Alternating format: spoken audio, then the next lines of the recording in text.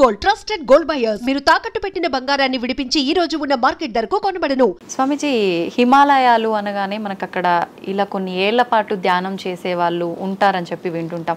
నిజంగా అలాంటి వాళ్ళు ఇప్పటికీ ఉన్నారంటారా? 100%. ఎంతో మంది. ఆ హిమాలయాలు అనే దానికి ముందు మా అనే అక్షరం పెట్టుకొని చదవండి. మహిమ ఆలయాలు. మన దేశం మొత్తంలో చాలా కొద్ది ఆలయాలు ఉన్నాయి. ఆ లయాలు అంటే అందులో లయం. హిమ ఆలయం అంటే హిమములో లయం కావడం. హిమం అంటే ఏంటి? మంచు. నీటికున్న 3-4 లక్షణాలలో ద్రవస్థితి, ఘనస్థితి, ఆవిరి స్థితి, దాని తర్వాత ప్లాస్మా స్థితి.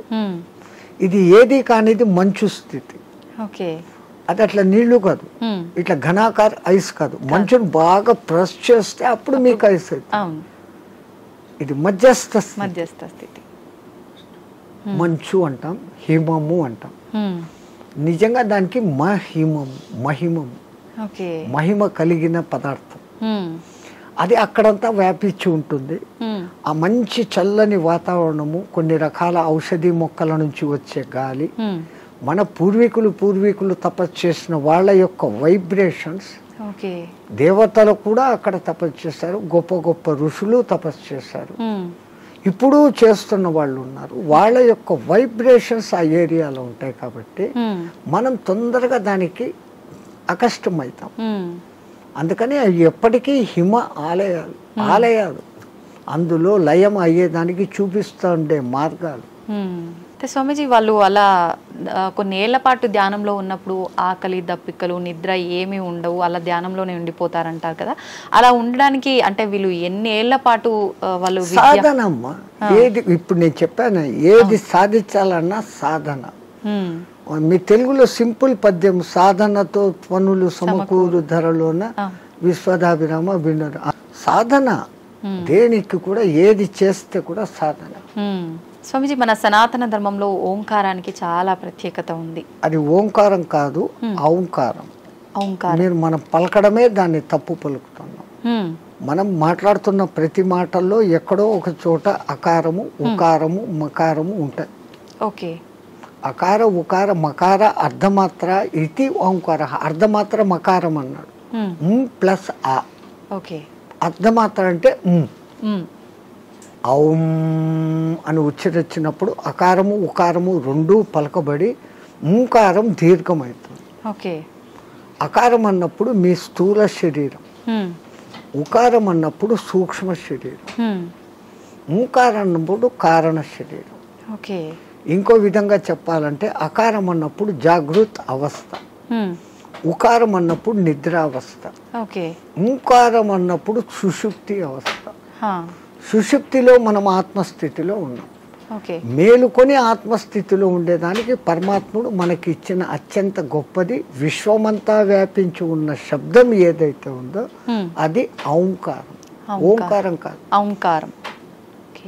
అయితే మనం ఇప్పుడు మీరు చెప్పినట్టుగా చూస్తే ఎవ్వరం కూడా కరెక్ట్గా దాన్ని పలకట్లేదనే చెప్పాలి, సాధన చేయట్లేదనే చెప్పాలి. మరి అక్కడే గురువులు చెప్పేది ఈ వివరమంతా చెప్పి, ఒక నైనా ఇట్లా ఉచ్చారణ చేయన్నప్పుడు విశ్వమంతా వ్యాపించున్న ఆ శబ్దంతో మన శబ్దము అనుసంధానం అవుతుంది.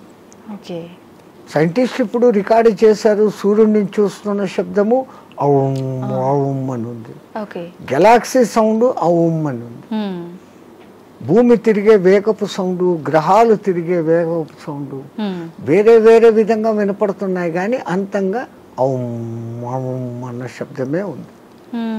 సో దాన్ని ఇట్లా అట్టాడు చేసినప్పుడు ఔం ముక్కుల ద్వారా వదులుతున్నాం, మనం చేసేది ఓ అంటున్నాం నోటి ద్వారా. ఓడ, అవును అనేది రావడం లే. అవును అనే దాని పక్కన శూన్యం పెట్టినప్పుడు ఔం. అకార, ఉకార, మకారాలు 3 పలకపడతాయి. ఇక్కడేం జరుగుతుంది? ఓ అంటున్నాం, నోటి ద్వారా గాలిపోతాం. తో మనం పూర్ణ ఫలితం పొందలేదంటే చిన్న పొరపాటు అక్కడ ఉంది. అది ఎందుకు అంత రహస్యంగా పెట్టి గురువులు శిష్యులకే చెప్పినప్పుడు దాన్ని అర్థం తెలుసుకొని వాడు చేస్తున్నాడు. అందరికీ చెప్పాలా అంటే దానికి అర్హత ఉండాలి, ఆ ప్రాప్తత ఉండాలి. ఓకే. కానీ ఇప్పుడు అది కూడా మేము బహిరంగంగా అందరికీ చెప్తున్నారు. నైనా మీరు చేసుకునే వాళ్ళు పూజలు చేసుకునేటప్పుడు ఇట్లా చేసుకోండి, సామూహికంగా అర్చేయండి. అది అలవాటు అయిపోయింది, రాదు. అందరూ ఔం అని ఎక్కడా పలకరు. మనం ఒక్కళ్ళం అక్కడ అందరూ ఓం నమ శివాయ అంటే మనం ఒక్కళ్ళం ఇక్కడ ఔం నమ శివాయ అన్నామంటే డిఫరెన్స్ అయిపోతుంది. మనమే తప్పు చేస్తున్నామేమో అనేటట్టుగా స్వరం మారిపోతుంది, వాళ్ళందరూ మన దిక్కు చూస్తుంటారు. సో మనము ఇంట్లో కూర్చొని ప్రత్యేక సాధనలు చేసేటప్పుడన్నా కనీసం ఎక్కడ ఏది ఉచ్చరించాల్సి వచ్చినా ఔం అని ఉచ్చరించండి, ఓం అని కాదు. ఇంకా సామూహికంలో తప్పడం లేదు. 10 మంది కూర్చొని శివ సహస్రనామము అష్టోత్తరము ఏదో ఒకటి చేస్తాం. ప్రతి దానికి ఓం నమ శివాయ, ఓం శంభవే నమో, ఓం భైరవశ్వరాయ నమో, నిధనపతి నమ, నిధనపతాంతకాయ నమ, వీటన్నిటికి ముందు ఓం ఓం అంటారు. ఓం ఓం అంటాం. మాకు ఇదే అలవాటు అయిపోయింది, ఓం ఓం అని అంటాం. ఓం అనేది మా నోట్లో రాదు. నిజంగా అంటే మనం పలకాల్సిన మంత్రం ఏదైనా తప్పు పలుకుతున్నాము అంటే దానివల్ల మనకు ఫలితం కలగకపోగా దోషం కలిగే అవకాశం ఉంటుందా స్వామీజీ? దోషము అని అంటే సైంటిఫికల్ గా మీకు నేను చెప్పాలంటే ఇప్పుడు ఈ షట్చక్రాలు అనేది పెటల్స్ తో ఉంటుంది. మూలాధారం 4 పెటల్స్ దళాలు, స్వాధిష్టానం 6, మణిపూరకం 10, అట్లా 10, 12, 16, 2, 50 అక్షరాలు దాంట్లో నిక్షిప్తమై ఉంటాయి. వర్ష అనేది మూలాధారంలో, పాప బాబమ్మ అనేది అట్లా ఒకటి వేరేగా ఉంటాయి. ఈ మంత్రం ఒక రిథమాటిక్ గా చదివినప్పుడు మీరు పియానో మీద అది అడ్డదిడ్డంగా కొడితే సరిగ్గా రాదు. వాడు వాయించాల్సిన రీతిలో వాయించినప్పుడు సుమధురంగా వస్తుంది. ఇట్లా ఈ మంత్రం కూడా లెహర్ చదివినప్పుడు ఈ పెటల్స్ కదులుతాయి. ఆ పెటల్స్ కదిలినప్పుడు ఆ చక్రం కంట్రోల్ చేస్తున్న మీ ఇన్నర్ ఆర్గాన్స్. మూలాధారము పెద్ద పేగును కంట్రోల్ చేస్తుంది.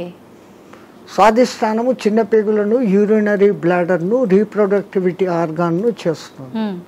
మణిపూరకము డైజెషన్ సిస్టము, చిన్న పేగులు ప్లస్ అన్నాశయము, వీటిని కంట్రోల్ చేస్తుంది. అట్లా ఏ అంగాలను అవి చేస్తుందో ఈ జరిగే వైబ్రేషన్స్ ఆ అంగాలను శక్తివంతంగా ఆరోగ్యవంతంగా చేస్తాయి. ముందు మంత్రాలలో ఉన్న అర్థం ఇది. అందుకనే వాళ్ళు స్వరము ఇట్లా పలకాల, ఇట్లా చేయాలని. వేదం అందరూ చదవలేము అంటే కారణం, ఒక గురువు దగ్గర 12 ఏళ్ళు నేర్చుకుంటే ఒక్క ఋగ్వేదం వస్తుంది మీకు. ఒక్కొక్క వేదం నేర్చుకునేకి 12 ఏళ్ల కాలం సుస్వరంగా. ఇప్పుడు అనేక మంది పాపం వేద పాఠశాలలు పెట్టి మళ్ళీ మన పూర్వ సంస్కృతి ఇంత గొప్పదన్న సంగతి తెలుసుకుని ఎట్లా చేస్తే బాగుంటుంది ఏమన్న సంగతి మీద పోతున్నాం. వేదం అంతా సైన్స్, మా ఊరికే ఏది చెప్పలేదు. సంధ్యావందనం చేసే దగ్గర నుంచి సైన్స్. ఇప్పుడు వీళ్ళు చేసే సంధ్యావందనం తప్పు పట్టడం కాదు. పాతకాలంలో వాళ్ళు ఏం చేశారు, నదిలో వక్షస్థలం లోతు నీళ్లలో నీటికి ఎదురు ప్రవాహానికి నిలబడి ఓ చెంబుతో నీళ్లు తీసుకొని ఆ సూర్యుని దిక్కు పెట్టి ధారగా వదిలేవాళ్ళు. ఎప్పుడైతే ఒక మనిషి ఇంత లోతు నీళ్లలోకి పోతాడో అపాన వాయువు ఆటోమేటిక్గా పైకి వస్తుంది. మామూలు నీళ్ల తొట్టిలో ఒక ఎంటీ చెంబును ముంచండి, ఎంత ప్రెషర్ వస్తుంది, లోపల గాలి పైకి రావాలని చూస్తూ ఉంటాం. అదేమో ఇంత చెంబు, ఎంతో బలం ఉపయోగించాలి. సో ఈ అపాన వాయువు పైకి వస్తుంది. మనం చెంబు నీళ్లు తీసుకొని అన్నప్పుడు ప్రాణవాయువుని తీసుకున్నాం. ప్రాణ అపాన సమాయక్తం పచాన్యన్నం చతుర్దినం అని భగవద్గీతలో చెప్పిన ఆ ప్రాణ అపాయాల సమ్మిళనం జరిగి శరీరంలోని స్థూల సూక్ష్మ కారణ శరీరాలకు ఆ శక్తి పోతుంది. ఆ ధార అట్లా వదులుతున్నప్పుడు సూర్యకిరణాలు ఆ ధారలో నుంచి ఫిల్టర్ అయ్యి వచ్చి ఇట్లా పెట్టి పోసేటప్పుడు సరిగ్గా మన షట్చక్రాలు ఉంటాయి. ఆ ధార మన ఎదురుగా షట్చక్రాల దగ్గర పడతా ఉంటుంది. ఆ కిరణాలు ఆ ఈ ధారలో నుంచి ఫిల్టర్ అయ్యి మన షట్చక్రాలకు కావాల్సిన కిరణాలను అందిస్తుంది. సూర్యుడు అనేక కిరణాలు ఉన్నాయి. సహస్ర కిరణుడు అని ఆయనకు పేరు. 1000 రకాల కిరణాలు ఉన్నాయి. ఒక్కొక్క కిరణం ఒక్కొక్క పని చేస్తుంది. ఆ పని చేయడం కూడా 12 నెలలలో ఒక్కొక్క నెలకు ఒక్కొక్క విధంగా చేస్తుంది. అందుకనే ద్వాదశాదిత్యుడు అని పేరు పెట్టారు. ఉన్న సూర్యుడు ఒక్కడైనా ఒక్కొక్క నెలలో ఆయన మార్పులు చెందుతూ ఆ కిరణాల ప్రవాహం ఇస్తాడు. ఇప్పుడు ఈ విధంగా సంధ్యావందనం చేసినప్పుడు రావాల్సిన గుడ్ కిరణాలు మనలోకి వచ్చి ఆరోగ్యం బాగుంటుంది, చక్రాలు నీట్గా యాక్టివేట్ అవుతాయి. ఓకే. అసలు గాయత్రి మంత్రం 24 అక్షరాలు చదివినప్పుడు మన 24 తత్వాలు శుద్ధీకరణ. అవన్నీ వైబ్రేషన్ వర్డ్స్. ఓకే. శబ్దం వైబ్రేషన్ క్రియేట్ చేస్తుంది. పెద్ద పెద్ద సైంటిస్టులు ఇప్పుడు నిరూపణ చేస్తున్నారు. పలకాల్సిన రీతిలో ఓంకారం పలుకుతే అది దూరంగా స్క్రీన్ మీద మీకు గొప్ప శ్రీచక్ర యంత్రాన్ని చూపించింది. ప్రూవ్డ్. ఓకే. ఇంకొన్ని మంత్రాలు చదివినప్పుడు ఇంకొన్ని డిజైన్లు వచ్చినాయి. అవన్నీ ఏది మన పూర్వీకులు యంత్రాలు అని గీస్తారే, ఈ గ్రహానికి ఇట్లా గీయాలి, ఇట్లా పెట్టాలి, ఇంత చకోరాలు, ఇంత వృత్తాలు అని. అదంతా ఏమంటే ఇది శబ్దశాస్త్రము, రేఖాశాస్త్రాన్ని అనుసంధానం చేసి వాళ్ళ శబ్దోత్పత్తి ఈ వైబ్రేషన్స్ ఇట్లా క్రియేట్ అవుతాయని వాళ్ళకి తెలుసు. ఓకే. అందుకని ఆ రిథీమ్గా పలికినప్పుడు ఆ ఫలితాలు వస్తాయి. స్వామిజీ, నేనే గాయత్రి మంత్రంకి సంబంధించి అడుగుదాం అనుకున్నా, మీరే ఆ టాపిక్ తీసుకొచ్చారు. గాయత్రి మంత్రం ఆడవాళ్ళు చదవటానికి పనికిరాదు అని చెప్పి 100% చదవచ్చు. మంత్రము సూర్యుడిదైన అధిష్టాన దేవత అమ్మ గాయత్రి దేవి, 5 ముఖాలతో ఉన్న మహాతల్లి అని మనం చెప్పుకుంటాను. అట్లాంటప్పుడు స్త్రీ చదవకూడదని ఎక్కడుంది? ఇదే విషయమై పండిత శ్రీరామ శర్మ అనే మహానుభావుడు, ఆయన ఉత్తరప్రదేశ్లో ఉండేవాడు, 24 ఏళ్ళు సంవత్సరానికి 24 లక్షల గాయత్రిని చేస్తూ ఉపాసన చేస్తే ఆయనకు ఆ తల్లి తాను ఉన్న ప్రదేశం, విశ్వామిత్రుడు తపస్సు చేసుకున్న ప్రదేశాన్ని చూపిస్తే అక్కడ పోయి ఈ అఖండ జ్యోతిని పెట్టి నిత్యము గాయత్రి యజ్ఞాలు చేస్తూ ఆడవాళ్లకు యజ్ఞోపవీతాలు వేస్తూ గాయత్రి ఉపదేశం చేసేవాడు. అప్పుడు కొంతమంది ఉత్తరప్రదేశ్ బ్రాహ్మణ్స్ ఆయన మీద కోర్టులో కేసేసినారు. నువ్వు వేదాన్ని భ్రష్టు పట్టిస్తున్నావు, మా సదాచారాన్ని భ్రష్టు పట్టిస్తున్నావు, వేదాలు గాయత్రి మంత్రం చదవకూడదు. ఆయన కోర్టులో ఒకటే మాట అన్నాడు, అయ్యా మీరు వేదాలు ఉపనిషత్తులు అన్నీ చదివారంటారు కదా, ఎక్కడైనా ఒక్క శ్లోకము స్త్రీకి గాయత్రి ఉపదేశం చేయకూడదు అని రాసి ఉంటే, పలానా ఋషి చెప్పాడు, పలానా దేవత చెప్పాడు అనే కోటింగ్ ఒక్కటి ఉంటే నాకు ఇవ్వండి, నా బ్రాహ్మణత్వాన్ని, నా సంస్థను మూసేస్తా, నా బ్రాహ్మణత్వాన్ని వదులుకొని జనేవి తీసేస్తాను అన్నాడు. వీళ్ళు 3 నెలలు తల కింద కాళ్ళు పైన పెట్టి ఎతికారు, లేదు. ఎందుకు స్త్రీకి లేదు అన్నారంటే ఆమెకు కుటుంబ బాధ్యతలు ఎక్కువ, ఈ మాసికంలో వాళ్ళకు ఈ పీరియడ్ కొంచెం ఇబ్బందికరంగా ఉంటుంది. అప్పుడు ఆ అనుష్ఠానం ప్రకారం కనీసం న్యాయంగా గాయత్రి చేయాలంటే 24 ముద్రలు వేస్తూ, ఒక్కొక్క ముద్ర వేస్తూ ఒక్కొక్కసారి గాయత్రి 24 అక్షర గాయత్రిలన్నా చేయాలి. మళ్ళీ దాంట్లో 3 రకాలు ఉన్నాయి. ఒక్క గాయత్రి త్రిపద 8 అక్షరాలతో ఉండాలి. అది అనుష్టుప్ ఛందస్సు అని ఇంకోటి ఉంది, 32 అక్షరాలు, అది 4 పాదాలు ఉంటుంది, అది కూడా 8వ అక్షరాలుగానే వస్తుంది. అదంతా ఒక రహస్యం. మళ్ళా నవార్ణవ గాయత్రి అని ఒకటి ఉంది, అది చేయాలంటే అమ్మవారి నవార్ణవం అనే పూజలు ఎట్లా చేస్తామో దాంట్లో 9 ఔంకారాలు వస్తాయి. అవి ఎట్ట పట్టాలా, ఏది చేయకూడదు, అది బహిర్గతం చేయని విద్య. గాయత్రి అంటేనే రహస్యం అంటారు. కానీ ఆ మహానుభావుడు అది అందరికీ అర్హత కలిగించాడు. కుల మత భేదం లేదు, ఎందుకంటే అది మంత్రం సూర్య మంత్రం. ఆ పండిత శ్రీరామ శర్మకు కుడి భుజంగా ఉన్నవారే రామకృష్ణ మహానుభావుడు, ఆయన కూడా ఇదే చేశాడు. ఆ గాయత్రి దీని మూలంగా ఆ మహానుభావుడు అంత శక్తిమంతుడే పండిత శ్రీరామ శర్మకు తగిన శిష్యుడు అని పేరు తెచ్చుకున్నాడు. ఆ మహానుభావుడే చేరదీసి బాగా దగ్గరుండి చేసిన వాడే మీకు ఇప్పుడు బాగా ప్రసిద్ధుడైన మారెళ్ళ రవిశాస్త్రి. ఆ పరంపర అట్లా వస్తుంది. అదంతా పండిత శ్రీరామ శర్మ దయ. స్వామి, దైవాన్ని నమ్మటం వల్ల, పుణ్యక్షేత్రాలకు తిరగటం వల్ల మనశ్శాంతి అనేది లభిస్తుందంటారా? 100%. అసలు మీరు పోవడమే ఆ ఇంటెన్షన్. కాశీకి పోతే నాకేదో పుణ్యం వస్తుంది, ఆడ ఏదో వదిలిపెట్టేస్తానే సెంటెన్స్ కాదు అది. కాశీలో 12 జ్యోతిర్లింగాలలో విశ్వనాథుడు అక్కడ ఉన్నాడు, విశ్వానికి ఆయన నాథుడు. ఆ క్షేత్రానికి పోయి ఆయన నామస్మరణ కొంచెం సేపు నేను చేయటం మూలంగా నాకు ప్రశాంతత దొరుకుతుంది అని ఫస్ట్ మీలో విశ్వాసం కలిగినప్పుడు అక్కడున్న అన్నపూర్ణ అనుగ్రహము కలుగుతుంది. ఆ బేడి ఆంజనేయ స్వామి కరుణ, గణేష్ పండు మహారాజ్ది అందరిది దొరుకుతుంది. అందుకే ప్రతి ఒక్క రుచిముని అక్కడ స్థాపించిన లింగాలు ఉన్నాయి. 3000కు పైన గుళ్ళు ఉన్నాయి కాశీలో. శివునికి ఇష్టమైన ప్రాంతం అది. భూమి అంతా మునిగిపోయినా కానీ త్రిశూలం పైన నిలబెట్టి ఉంటాడు అని చెప్పబడిన ప్రసిద్ధ క్షేత్రం కాశీ. కాశీ అంటూ కాశీకి పోకుండా చచ్చిపోయినా కాశీకి పోయినంత పుణ్యం కలిగే క్షేత్రం అదొకటే. మిగతా క్షేత్రాలకు పోతానని ముక్కుబడి పెట్టుకొని పోకుండా పోతే ఏదో ప్రమాదము, వానికి శిక్ష ఉంది. కాశీ విషయంలో అలా లేదు. అంతటి గొప్ప అక్కడికి వచ్చింది అంటే ఒకటి ప్రజల విశ్వాసము, అక్కడ తపస్సులు చేసిన వాళ్ళ యొక్క శక్తి ధార పోయడం అనేది ఆ ప్రాంతానికి ఆ ప్రసిద్ధత వస్తుంది. భూమి అంతా ఒకటే అయినప్పటికీ సులభమైన ఉదాహరణ. ఇప్పుడు ఎండాకాలం కాదు, మామూలు చిన్న ఎండ ఉన్నప్పుడు ఒక భూతద్దం తీసుకొని వచ్చి పేపర్ మీద పెడితే అది కాలుతా ఉంది. ఆ భూతద్దం నుంచి కిరణాలు కాన్సన్ట్రేషన్. అట్లా విశ్వశక్తి కాన్సన్ట్రేషన్ ప్రదేశాలు కొన్ని, అవి పుణ్యక్షేత్రాలు, తీర్థక్షేత్రాలు, తీర్థయాత్రలు. తీర్థం అంటే నీళ్లు. ఆ నీళ్లు ఎన్నో కొండల నుంచి ఆ ఖనిజాలను రాసుకొని దానిలో తీసుకొని చెట్ల వేర్ల ద్వారా ఆయా మూలికల శక్తిని తీసుకొని అవి రావటంతో ఆ నీళ్లు తాగితే శుభం. ఆ నీళ్లలో స్నానం చేస్తే స్కిన్ డిసీజెస్ పోతాయి.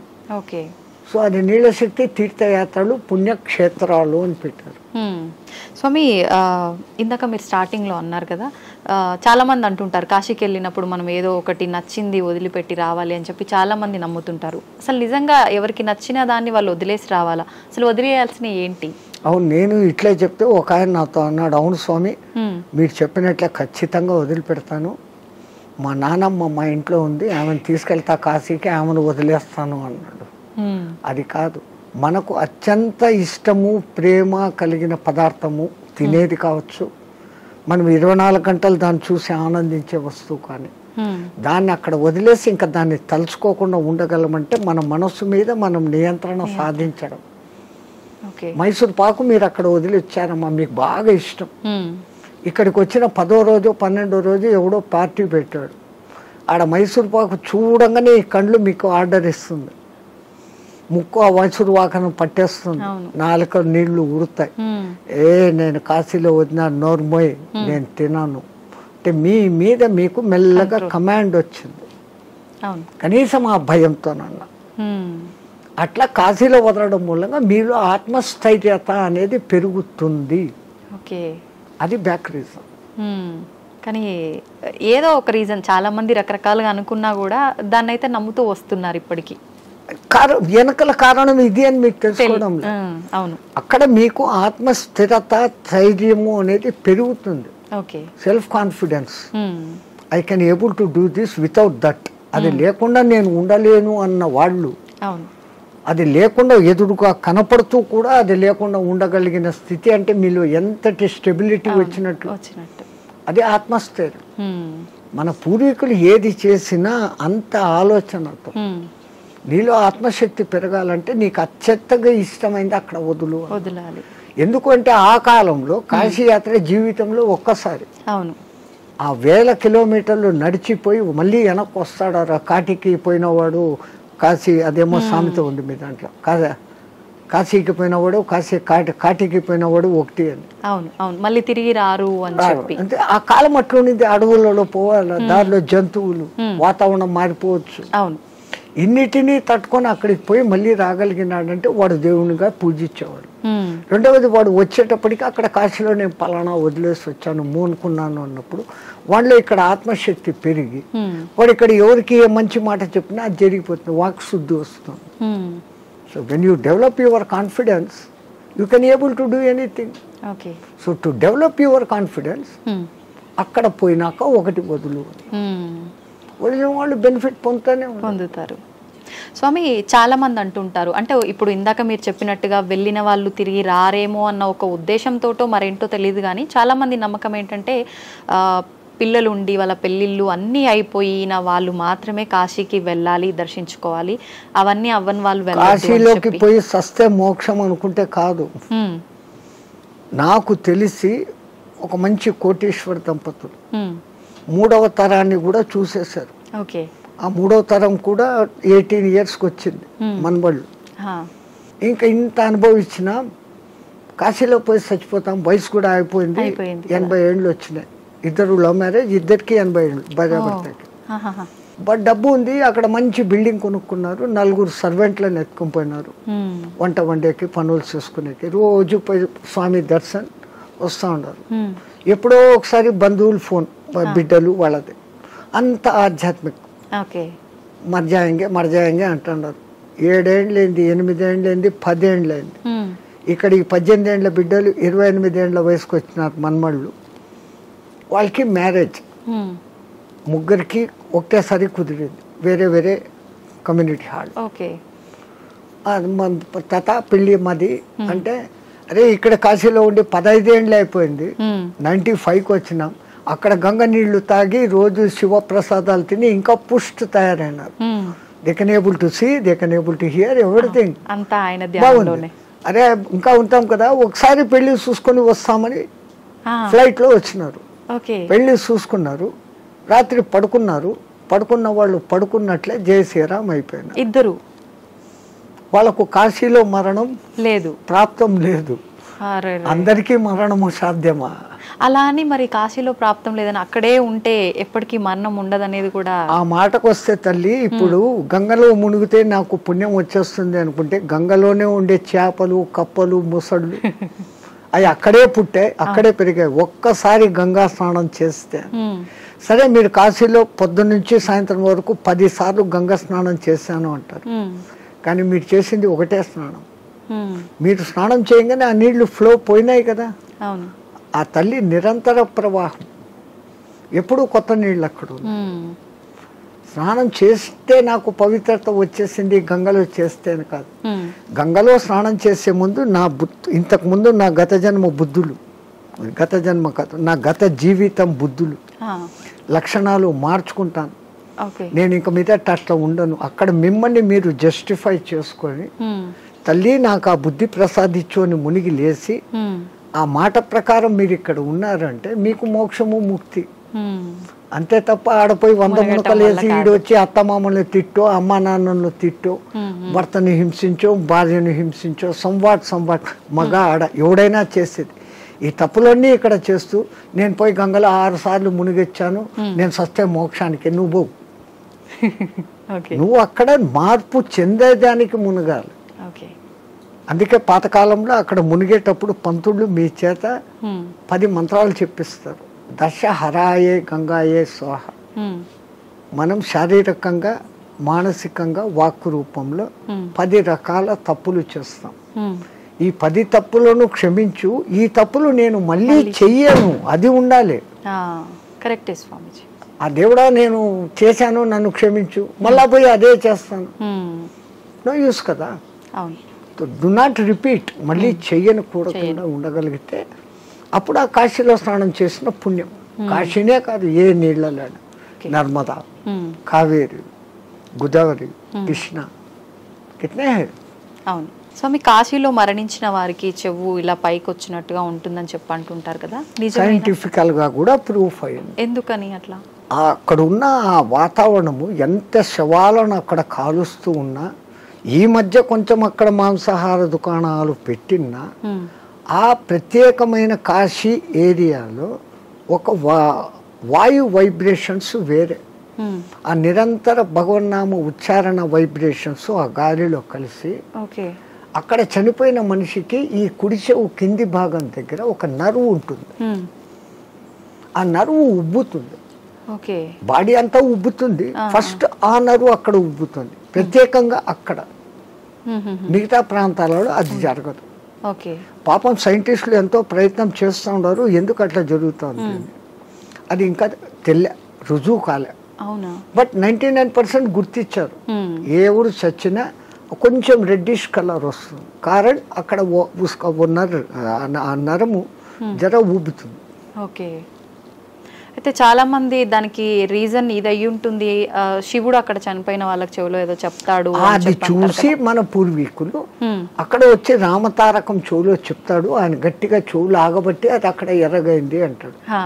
ఆయనకు అదే పని, ఆ సచ్చినోడికి అందరి దగ్గర పోయి చెవులు పీకి చెప్తానే కూర్చుంటాడా? అంతే కదా, మనకు ఆ విశ్వాస్. అంతే. కాశీలో నేను చనిపోతే శివుడు నన్ను స్పృశిస్తున్నాడు, నేను ఈ బాడీ వదిలిపెట్టినాక నన్ను ఎవడు స్పృశిస్తా నాకేం తెలుస్తుంది? దీని పేరు అప్పుడు సదానంద అన్నారు, శవం అంటారు, పేరు పోయింది. పుట్టినప్పుడు తల్లిదండ్రులు పెట్టిన పేరు ఈ బాడీతో పాటు బాడీ లోపల ఉండేది బయటికి పోయినాక దీన్ని బాడీ అంటారే కానీ పేరుతో పిలవరు. ఆ గంటకో 2 గంటలకో శివుడు వచ్చి చెవులో చెప్తాడు అంటే అది నమ్మకూడదు అంటే నమ్మకూడదు. నేను విమర్శగా చెప్తే ఇది. కానీ మనమంతా ఆధ్యాత్మిక రూపంలో ఉన్నాం. ఆ విశ్వాసం తరతరాలుగా జరుగుతుందంటే ఎవడికో అది చెవుతో చెప్పాడు, ఇంకోడు చూశాడు. ఏ మాట బయటికి ఊరికే రాదు కదా. అది సత్యమైనప్పుడు నేను సస్తే అక్కడ శివుడు నన్ను చూస్తాడనే ఈ భావనతో పోవడమే ఎంత గొప్ప. ఆయన వచ్చి పీక్తాడో లేదో తెలియదు, కానీ పీక్తాడు అనేది మన సంపూర్ణ విశ్వాసం. అట్లాగనే కొన్ని క్షేత్రాలలో మరణం ముఖ్యం. ఈ భూమి అంతా అదే క్షేత్రమే కదా. ఇంట్లో సస్తే కూడా అదే చావే.